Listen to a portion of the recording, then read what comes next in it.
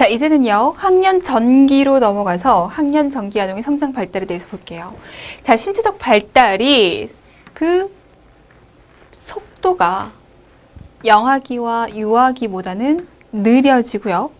성별에 대한 신체적 특징 거의 없죠. 이건 사춘기까지 가야 되잖아요.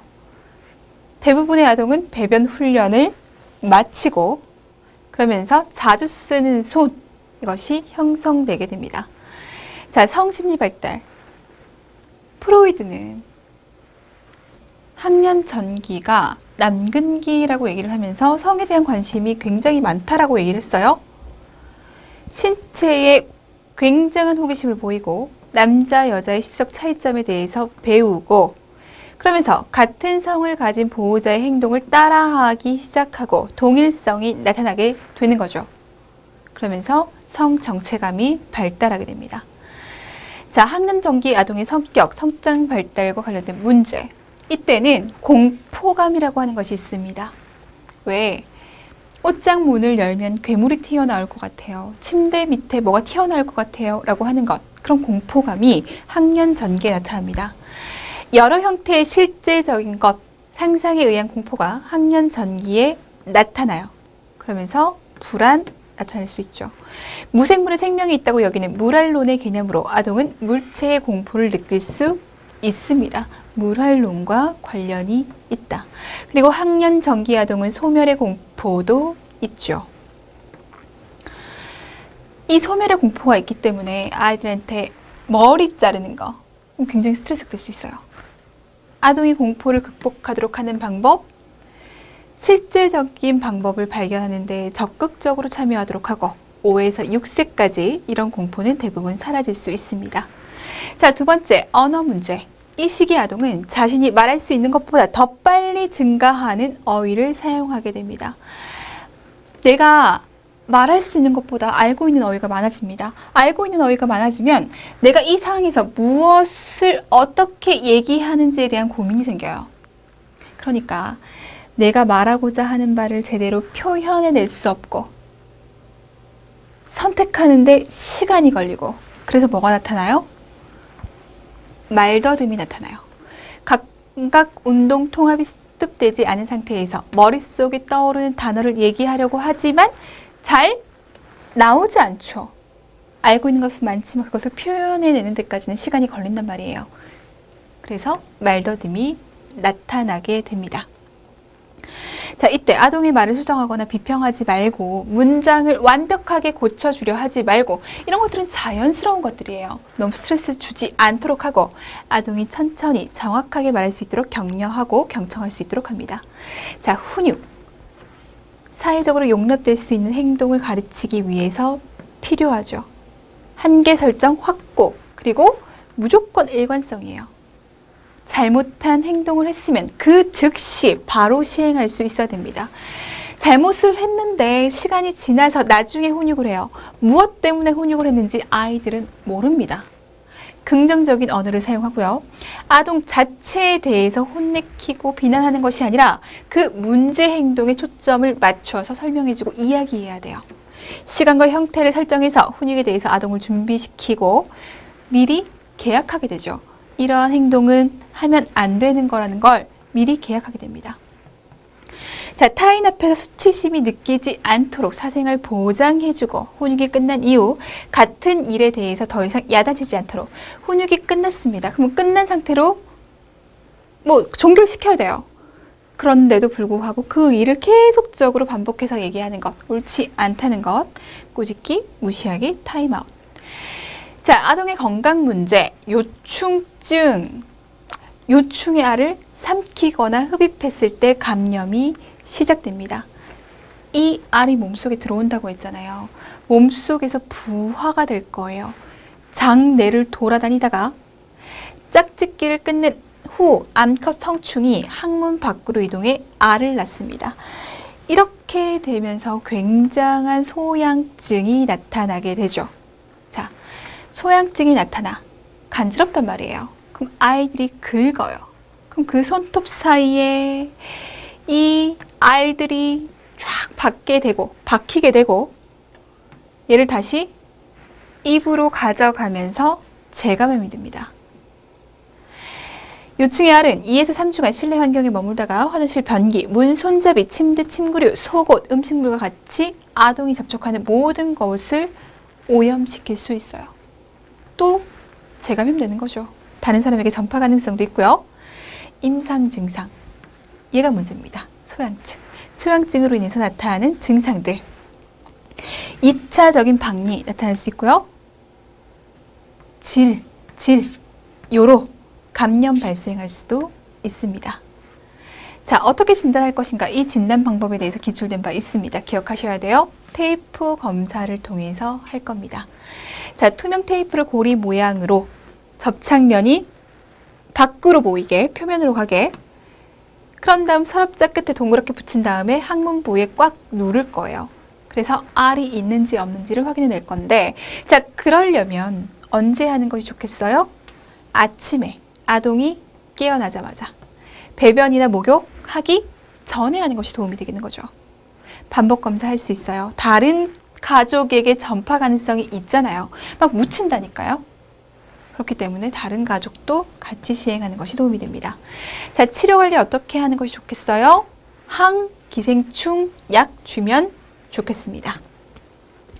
자, 간호중재, 재감염 예방하려면 아동의 모든 옷과 침뇨에 알이 묻을 수 있는 곳에 뜨거운 물에 삶아 빨고 집안 청소하고 재감염 예방하는 데 도움이 되는 조언 중 화장실 다녀온 후 식사하기 전에 뭐하기, 손 씻기, 손톱 관리해주기 도움이 되겠습니다. 자, 두 번째, 납중독이에요. 아동기의 급성 납중독의 원인은 대부분 오래된 집에 납이 함유된 페인트질이 벗겨졌거나 납으로 오염된 정원의 흙으로 인해서 기억하셔야 됩니다. 기출된 바 있어요. 킬레이트화, 착화요법이라고 해서 착화는 순환 혈액의 납을 제거하고 이론적으로 기관과 조직의 납을 제거하는 데 사용하는 것이다. 해독의 의미는 아니고요. 이 순환하고 있는 혈액의 납을 잡아서 배설시키는 역할을 할 거예요. 제거하는 목적으로 사용할 겁니다. 그래서 이 EDTD에 대해서 어떤 작용을 하는지에 대해서 기출이 된 바가 있죠. 자, EDTA는 납을 착화시켜서 신장, 소변을 통해서 배출을 할 거예요. 자, 그렇기 때문에 수분 섭취를 증가시키는 거 너무너무 도움이 되겠죠. 착화제는 큰 근육 부위, 심부에 투여를 합니다. 큰 근육, 깊숙한 곳에 넣어준다라고 얘기를 하니 분명히 통증이 있을 것 같아요. 이 통증을 감소시키기 위해서 국소 마취제 프로카인을 함께 주사할 겁니다. 자, 양이작용, 칼슘 2가 또는 3가 중금속을 치한 데서 가용성의 비이온의 복합체를 형성해서 소변으로 배출될 수 있도록 합니다. 납을 칼슘 2가 3가가 착화시켜서 빼낸다고요. 중금속과의 복합체로 소변으로 신속하게 배설됩니다.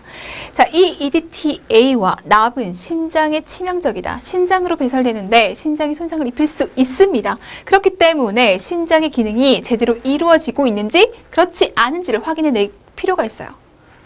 아이오 체크합니다. 신장 기능을 관찰하기 위해 요 분석 결과를 사정하기도 하죠. 자, 5번째 챕터로 넘어가서 이번에는 학령기의 아동의 가족중심 간호, 성장 발달은 어떻게 이루어지는지, 그리고 그에 따른 문제, 그리고 건강증진, 건강 문제에 대해서 살펴보도록 할게요. 학령기가 어떠한 시기인가를 그 이론을 통해서 잘 이해하고 같이 넘어오시면 돼요. 자, 학령기, 초등학교 시기. 키 성장은 꾸준히 일어나게 되고 학년 전기보다 균형 잡혀지고 다리가 더 길어질 거예요. 늘씬하게 보일 거예요. 지방이 감소할 거예요. 신체기관 성숙, 위장관계가 성숙하게 되기 때문에 배탈이 줄어들고 혈당 유지가 잘 되고 위 용적이 늘어나고 장시간 음식을 보유할 수도 있습니다. 자, 면역체계는 감염을 국소화시키고 항원 항체 반응이 더욱더 증진되고 골격은 학령기에 지속적으로 확 오르지만 성숙한 골격보다 압력을 이겨내거나 근육을 끌어당기는 힘이 약해요. 그래서 근골격계에 문제가 나타나기도 합니다. 치아 건강. 이때 뭐가 나타나요? 유치가 빠지고 영구치가 나타나게 되죠. 영구치가 나타나요. 첫 번째 영구치는 6세경에 유치 어금니 후방에서 나타나고, 다른 영구치는 유치가 탈락된 다음 유치의 발생 순서대로 나타나기 시작합니다. 1번 기억하셔야겠죠. 두 번째 영구치가 나타나면서 대부분의 영구치가 자리를 잡게 되게 됩니다. 그래서 그 시기들을 좀 봐주시면 되겠습니다. 자, 인지발달. 이때 보존의 개념이 나타나요. 물질의 동일한 양은 변형과 상관없이 동일하다는 거. 외형이 변화해도 길이, 양, 무게, 면적, 부피 등이 변하지 않고 동일한 상태를 유지할 수 있다는 것을 인지합니다. 순서가 있어요. 크기, 무게, 마지막으로 부피. 이런 보존 개념을 습득함으로 인해서 객관적인 실제를 구분할 수 있고, 이제 추론 같은 것들이 가능해져요. 이 형태가 다른 형태로 변한다고 해도 얘 본질이 바뀌는 건 아니잖아요. 그런 것들을 이해하고 알므로 인해서, 인지함으로 인해서 논리적인 사고 가능해질 수 있습니다. 그래서 나타나는 대표적인 예들에 대해서 한 번씩 봐주시면 돼요. 사회적 발달, 이때 또래 집단을 형성하죠. 아이들끼리 또래 집단을 형성하는데 특징적인 건 이성 과의 또래 집단이라기보다는 동성 간의 또래 집단에 더욱더 초점을 맞추시면 돼요.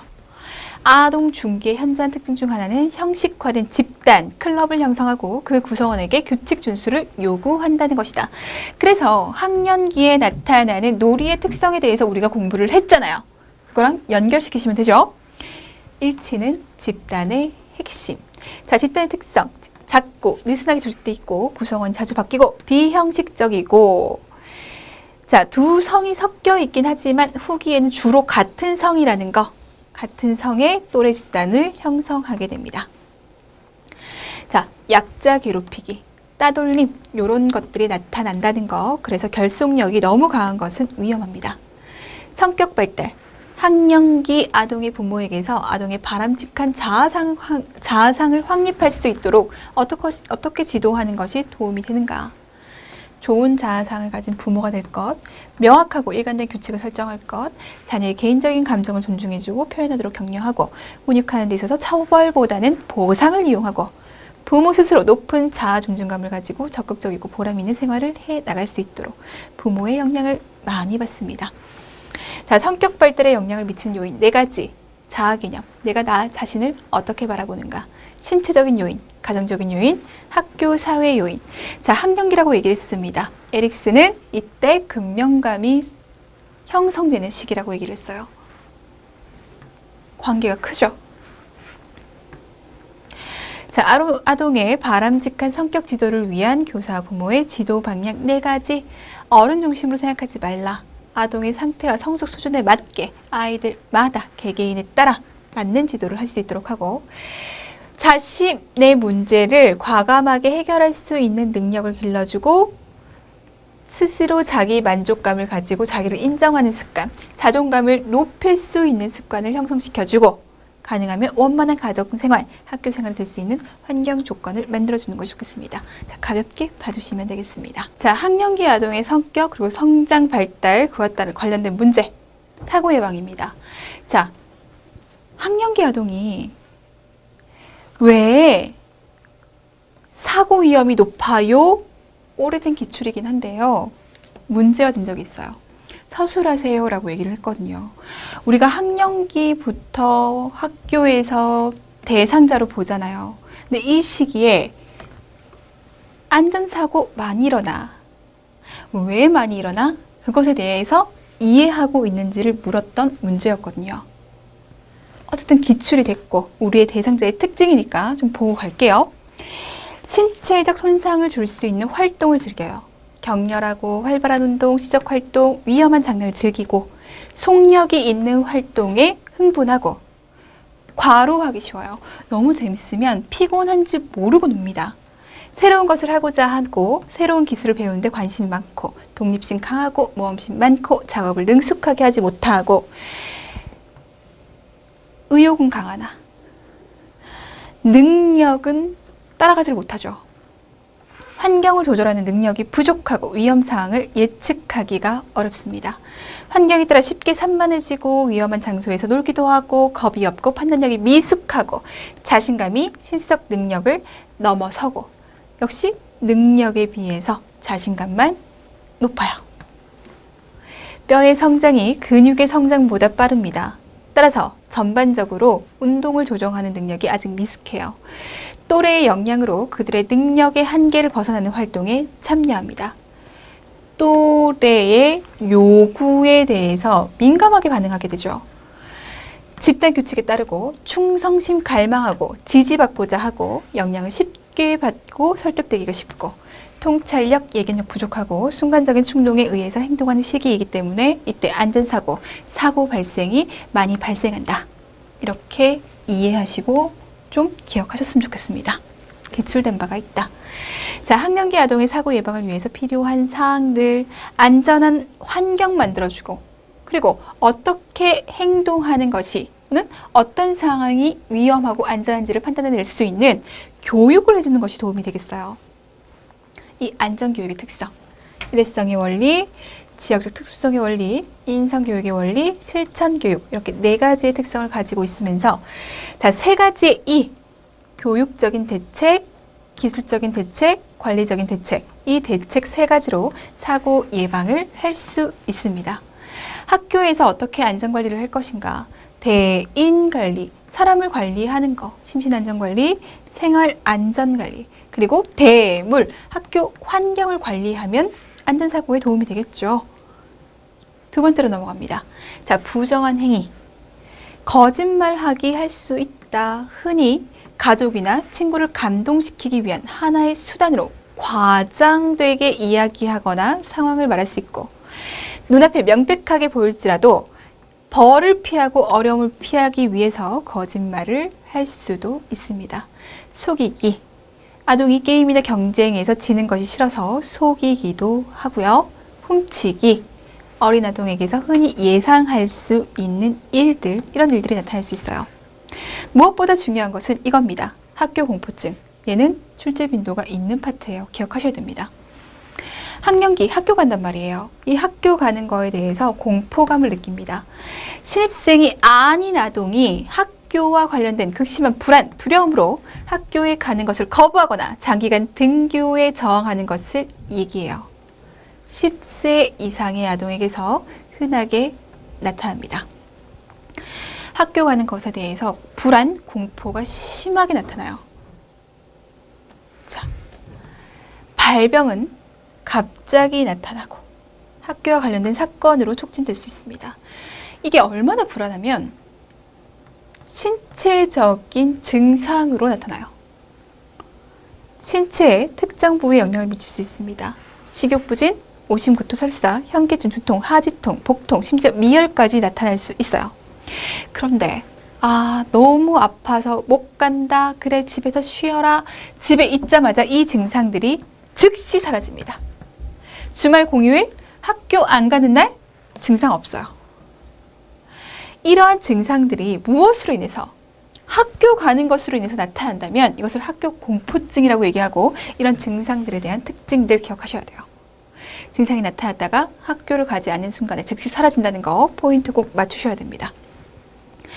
자, 그럼에도 불구하고 1차적인 간호중재는 빨리 학교로 복귀시키는 거예요.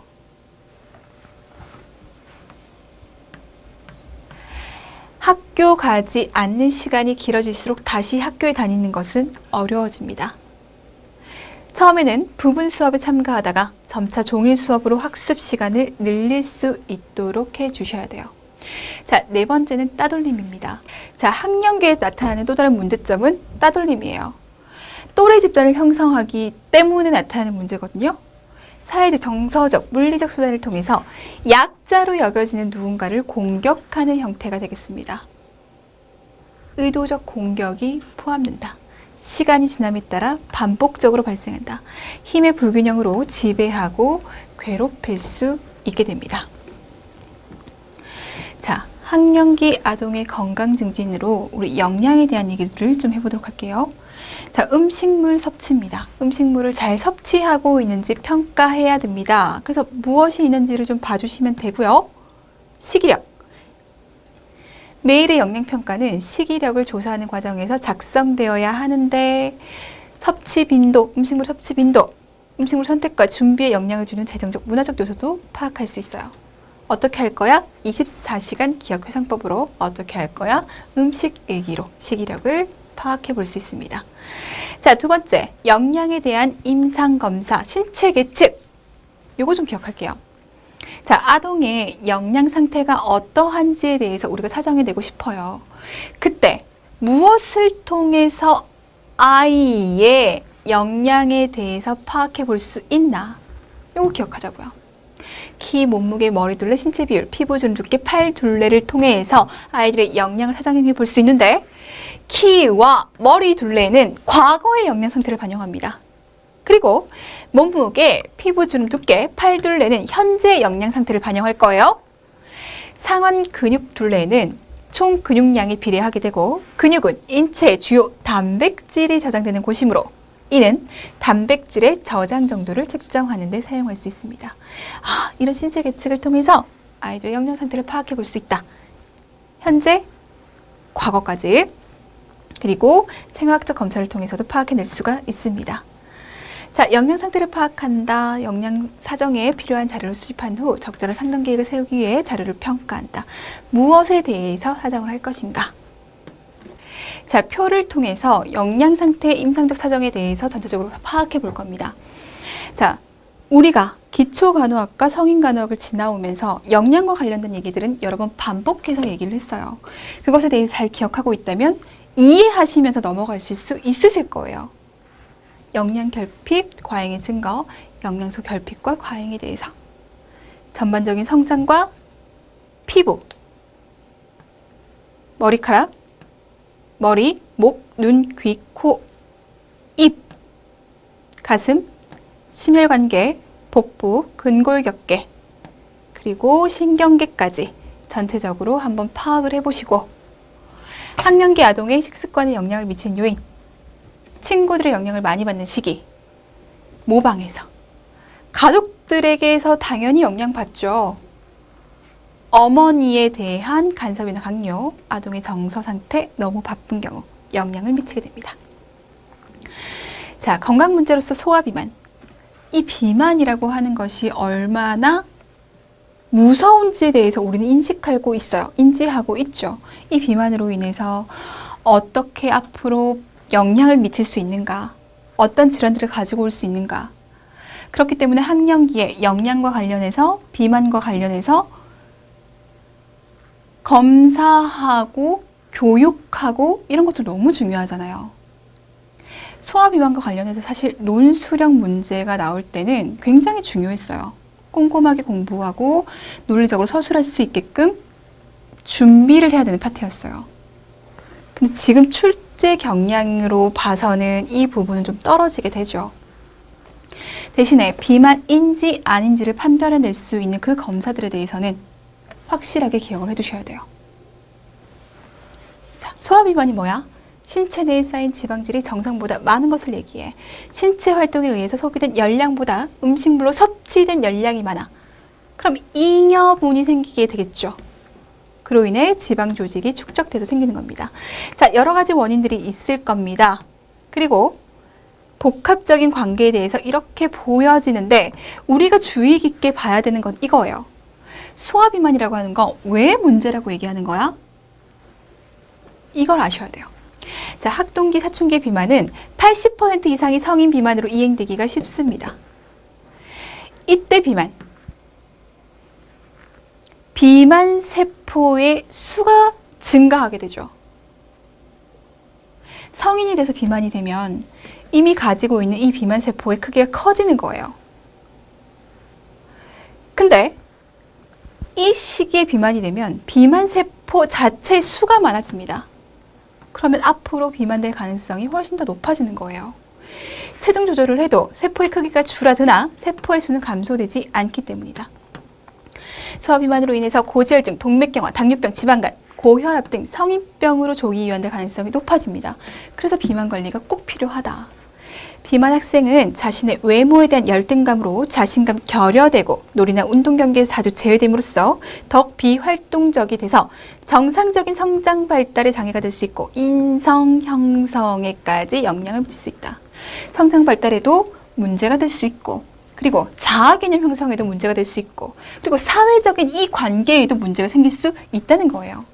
학대를 받거나 단체 활동에서 제외되는 경우가 많아 더욱 비활동적이게 돼서 비만의 상태가 더욱더 진행될 수 있습니다. 자, 그래서 나타날 수 있는 간호 진단들, 자존감이 낮아, 영양 섭취가 과도해, 손상의 위험이 높아, 위험 성향의 건강 행동이 있고 자기 정체성이 손상될 수 있어. 이런 것들에 대해서 간호 진단이 내려질 수 있습니다. 이게 중요했던 이유는 사례를 통해서 얘가 비만인지를 밝혀내고 이 아이에게 내릴 수 있는 간호 진단을 설정하고 그에 따른 이것을 해결할 수 있는 간호 중재에 대해서 논술해 보세요라고 문제가 되었기 때문에 지금은 출제 빈도가 낮아질 수밖에 없습니다. 자, 아동 비만 예방을 위한 단계, 건강식품을 섭취할 수 있도록, 식사 준비할 때 아동이 돕도록 TV 보면서 먹는 거 피하고 고열량 패스트푸드 섭취 제한하고 스트레스 해소를 먹는 걸로 하지 않도록 하며 TV 시청 하지 말도록 하고 운동, 활동할 수 있도록 하면서 의사와 상담하는 것이 도움이 되겠습니다. 자, 유뇨증이라고 하는 것은 자발적으로 방광을 조절할 수 있는 연령의 아동이 유아기에 이런 증상이 나타나는 것은 정상이죠. 그때는 아직 배뇨 훈련이 딱 끝난 것이 아니니까, 완벽하지 않으니까 의도적이고 불수의적으로 옷이나 이불에 소변을 보는 장애를 얘기합니다. 학령기는 방광 조절을 자발적으로 할 수 있는 나이, 배뇨 훈련이 완벽하게 끝난 나이, 그럼에도 불구하고 의도적으로 불수의적으로 옷이나 이불 위에 소변을 보는 것, 주로 밤에 많이 나타나죠. 자, 생물학적 연령이 적어도 5세가 되어야 하고 부적절한 배뇨 행위가 적어도 3개월 동안 최소한 주 2회 발생해야지 진단 내릴 수 있습니다. 주요 증상, 가볍스러운 불편감, 안절부절 못함, 빈뇨를 동반한 요발작, 요절박 등이 나타납니다. 자, 간호중재. 지지적으로 관리해주자. 규칙적인 배변을 할 수 있도록 해주자. 유뇨하지 않거나 했을 때 잘 표시하고 긍정적으로 시각화시켜주고 보상해주고 처벌 별로 도움이 안 된다는 거, 오히려 스트레스만 가중시킨다는 거. 카페인, 탄산음료 영향을 미치죠. 섭취 금하고 잠자리에 들기 전에 방광을 비우도록 합니다. 자, 6번째 챕터로 넘어가서 청소년기로 넘어가 보도록 할게요. 성장 발달과 건강 증진. 청소년의 성장 발달. 일반적인 특징, 정체감을 형성하는 시기. 나는 누구인가? 다른 사람과 어떻게 비슷하고 다르고 성인이 되어서 되고 싶은 모습은 무엇인가에 초점을 맞추게 됩니다. 혼란, 절망 나타날 수 있죠. 정체감이 혼미 나타날 수 있잖아요. 영아기 다음으로 생리적으로, 심리사회적으로 변화가 많은 시기, 급변하는 시기죠. 사춘기, 2차 성징이 발달하게 됩니다. 사춘기 호르몬 변화가 나타나게 되죠. 갑상선 호르몬, 성장 호르몬, 부신피질 호르몬, 성호르몬, 성장 호르몬, 대사와 관련된 호르몬, 성선의 자극에 의한 기능, 성호르몬을 분비하겠죠. 그래서 2차 성징이 나타나게끔 할 겁니다. 자, 에스트로겐, 여성 호르몬입니다. 아동에게선 소량, 11세까지 서서히 증가하면서 난소에서 분비되는 에스트로겐은 월경 시작 후 약 3년 동안 현저하게 증가되게 되고 생식기간 동안 최고 수준을 꾸준히 유지할 수 있습니다. 자, 안드로겐, 얘는 모든 성별에서 호르몬의 양이 빠르게 증가하게 되고 특히 남성 호르몬이잖아요. 고환 기능이 시작되면서 남성의 안드로겐의 수준은 여성보다 더 많이 증가하게 되고 성숙기의 최고 수치에 도달하게 됩니다. 성적 성숙, 테너 단계 무조건 A급이에요. 반복 기출됐던 파트고 최근에 기출됐기 때문에 꼭 기억을 해주셔야 됩니다. 자, 2차 성징의 발달 단계와 생식기 발달은 성적 성숙을 평가하는 데 기준이 되고 테너 단계로 설명합니다. 그래서 여자는 유방과 음모 성장에 따라 테너 단계를 나누고 남자는 고환, 음경, 음낭, 음모의 성장으로 이 테너 단계를 나눌 거예요. 자, 여자. 첫 번째 여성의 성숙 신호는 유방의 발달. 다음, 음모의 성장이 나타나는데 평균 11에서 14세까지. 초경, 사춘기와 성적 성숙을 의미하고 유방 발달이 시작되고 나서 약 2년 후 급성장기가 최고에 도달했을 때 이루어집니다. 남자, 사춘기와 성적 성숙은 고환, 음경, 정제 형성, 정액 사정으로부터 시작되게 되고 음경의 성장이 시작되고 1년 후부터 성숙된 정제를 방출해낼 수 있어요. 자, 고환의 확대는 10에서 13세부터 시작해 18세까지 일어납니다. 그러면서 이 그래프에 대해서 정확하게 기억하고 계셔야 돼요. 이 그래프가 그대로 나오면서 기입형으로 나옵니다. 다음에 들어갈 말을 쓰세요. 용어를 쓰세요. 이렇게 정확하게 기억하셔야 돼요. 정확하게 기억하시면서 이 그래프 보시면서 뭐가 언제 어떻게 성장하는지를 한 번 더 여러분들이 파악해 보실 필요가 있어요. 그래프 그대로 정확하게 기억하기 테너 단계입니다. 자, 일반적인 성장 양상에서의 성별의 차이, 골격 성장, 사춘기 호르몬의 영향으로 사지 길이에서 차이가 분명하게 나타납니다. 자, 여아의 성장이 남아보다 더 일찍 끝나는 것은 강력한 에스트로겐 분비로 인한 골단 통합이 일어나기 때문이고 뼈 성장과 관련해서 여성 호르몬이 남아의 테스토스테론보다 훨씬 더 큰 영향을 미치기 때문입니다. 그래서 남자가 훨씬 더 늦게까지 성장하게 되죠. 목소리의 변화, 후두 점막이 비대되고 후두와 성대가 커져서 목소리 변화가 나타날 수 있습니다. 자, 마른 체중이라고 해서 얘는 지방을 뺀 체중, 체중에서 지방을 뺀 체중인데 근육의 성장으로 뼈의 성장 급증 뒤에 나타나 청소년기에 꾸준히 나타나는 양적으로나 질적으로나 남아가 여아보다 훨씬 더 많습니다. 무엇과 관련이 돼 있어요? 지방을 뺀 체중, 근육의 성장과 관련이 되어 있기 때문입니다. 자, 뚱뚱한 체중, 지방이 증가하지만 덜 규칙적인 양상을 따르고 남아의 골격의 성장 급증이 있기 전에 일시적으로 피하 지방이 증가할 수 있는데 얘를 가지고 키가 자라고 피하 지방이 현저하게 감소하게 되죠. 자, 호르몬의 영향, 사춘기 동안 피부와 피부 부속 기관의 성장, 성숙이 촉진돼서 폐지선이 활발하게 돼요. 그러면서 나타나는 거 여드름, 홍조, 아포크린 땀샘, 아동기에 기능하지 못하다가 사춘기가 돼서 분비 기능을 하게 됩니다. 자, 청소년기의 인지 발달에 대한 내용, 이거 기출된 바 있어요. 뭐가 있는지 쓰고 그것에 대해 설명하시오 라고 나온 적이 있기 때문에 정확하게 기억을 해주셔야겠어요. 자, 청소년기의 인지 발달 자기중심적 사고. 첫 번째는 개인적 우화입니다. 나는 특별해, 독특한 존재야. 자신의 감정이나 경험 세계는 다른 사람과 근본적인 달라. 다른 사람과 근본적으로 다르고 나는 굉장히 뛰어나 라고 하는 것이 개인적 우화예요. 청소년들의 자기 과신에서 비롯되고 과신, 현실 검증 능력이 생기면서 자신과 타인의 실체, 객관적으로 인식하고 타인과 친밀한 관계를 정립하면서 사라질 수 있습니다. 자, 두 번째는요. 상징적 청중, 상상적 청중이에요. 무슨 말이에요? 나를 보고 있는 사람들이 굉장히 많을 거라고 생각해요.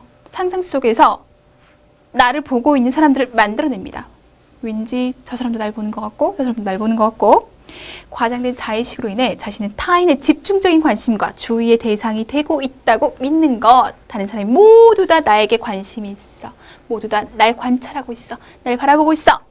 청소년들은 상상적 청중을 즐겁게 하기 위해서 많이 애쓰고 다른 사람의 시선을 엄청 신경 쓰죠.